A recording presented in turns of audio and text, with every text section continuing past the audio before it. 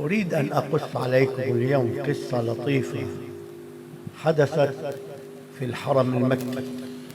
میں چاہتا ہوں کہ آج اس پیاری محفل میں ایک پیارا سا قصہ میں آپ کو سناؤں جو کہ پیش آیا حرم مکی کعبہ شریف میں.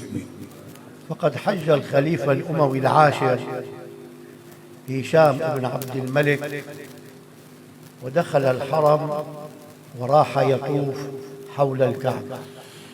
تو بنی امویوں کا 10واں سلطان ہشام بن عبد الملک ایک روز یہ داخل ہوئے کعبہ شریف میں اور وہ کعبے کا طواف کرنے لگے. فرأى في الطواف أحد سادة التابعين وهو سيدنا سالم ابن سيدنا عبد الله ابن سيدنا عمر ابن الخطاب. تو ہشام بن عبد الملک وہ 10ویں بادشاہ بنی امیہ کے وہ کہنے لگے کہ میں نے دیکھا حضرت سیدنا سالم کو جو کہ بیٹے ہیں حضرت عبداللہ کے اور حضرت عبداللہ جو کہ بیٹے ہیں سیدنا عمر بن خطاب رضی اللہ عنہ کے کہ وہ بھی طواف کر رہے تھے اور وہ تابعین میں سے ہیں. سيدنا سالم كان مفتي المدينة وأحد الزاهدين الكبار. تو سیدنا سالم مدینہ منورہ کے مفتی تھے اور مدینہ شریف کے زاہدین میں آپ کا نام سر فہرست تھا. رأى في يده حذاءه وهو مقطع وعليه ثوب لا يساوي درهمين. تو وہ بادشاہ ہشام نے دیکھا کہ حضرت سالم کے ہاتھ میں ان کا جوتا ہے جو کہ پھٹا ہوا تھا اور ان کے جسم پر جو کپڑے تھے وہ نہایت ہی سستے تھے، اس کی قیمت 2 درہم بھی نہیں ہوگی.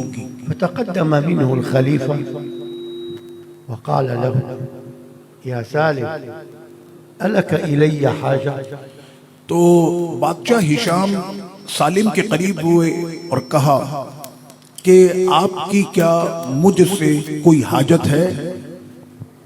نظر إليه سيدنا سالم بغضب وقال كيف تطلب مني أن أسألك مسألة وأنا في بيت الله ولا أسأل الله.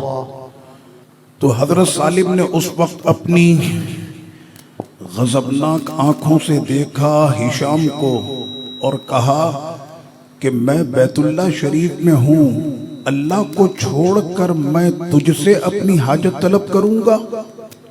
خجل الخليفة وتابع طوافه. تو بادشاہ کے چہرے پر اب ندامت کے جو ہے وہ ظاہر ہو رہا تھا اور وہ دوبارہ بادشاہ اپنا طواف شروع کر بیٹھا. لكنه راح يرقب سيدنا سالما حتى خرج من الحرم. لیکن بادشاہ کی نظریں حضرت سالم پر ٹکی ہوئی تھی یہاں تک کہ ان دونوں کا طواف مکمل ہوا اور ہشام بادشاہ پیچھا کرتے ہوئے حضرت سالم کے گیا. تبعه الخليفة هشام وقال له. حرم شریف سے باہر نکلا اور پہنچا حضرت سالم کے پاس اور حضرت سالم سے اس نے کہا يا سالم لقد أبيت أن تعرض علي ما تريد وأنت داخل الحرم فها أنت الآن خارجه.